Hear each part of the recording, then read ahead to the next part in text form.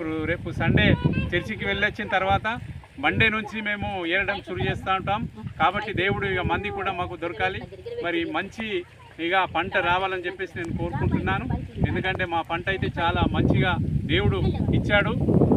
ఎందుకంటే మేము వాక్యానుసారంగా మేము జీవిస్తుంటున్నాం గనక ఈరోజు మరి ద్వితీయోపదేశ కాండం 28వ అధ్యాయం 11వ వచనం నుంచి మరి దేవుడు మాట్లాడాడు. మరి అదేవిధంగా మలాకి 10 మరి 11వ వచనం నుండి మాకు దేవుడు ఈరోజు మాట్లాడాడు. కాబట్టి మేము మొదటి నుంచి కూడా ఈ దేవుని వాగ్దానాలను బట్టి మేము నడుస్తున్నాం. కాబట్టి మంచి పంటని మాకు దేవుడు దయచేస్తూ ఉంటున్నాడు. ఏ రోజు కూడా మరి ఇంతవరకు కూడా ఏది నష్టం కాకుండా కొన్ని సంవత్సరాల నుండి కూడా మాకు దేవుడు మంచి పంటనే ఇస్తున్నాడు. ఎప్పుడు కూడా నిరాశ అనేది కలగకుండా మరి సంతోషాన్ని కలిగిస్తూ ఉంటున్నాడు. కాబట్టి దేవునికే మహిమ. ఎందుకంటే ఇంత మంచి పంటని దేవుడు కలిగించిన విధానాల బట్టి కూడా నేను దేవునికి ఎంతగానో రుణపడి ఉంటాను. ఎందుకంటే దేవునిలో మరి మంచి లాభము దయచేశాడు మాకు.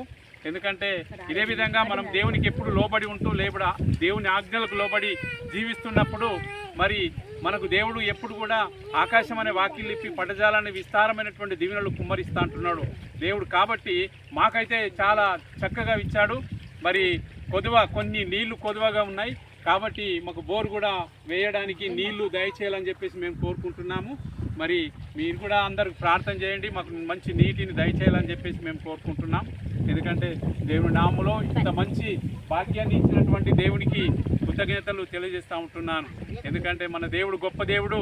మరి దేవుడు ఏది అడిగితే అది మనకిచ్చే దేవుడు. కాబట్టి మన దేవుడు మరి సృష్టికర్త కాబట్టి నీకు ఏది కావాలో అది ఇస్తాడు. కాబట్టి మనము కోరుకున్నది మాకు దయచేస్తాడు. కాబట్టి దేవునికి మహిమ కలుగునుగాక.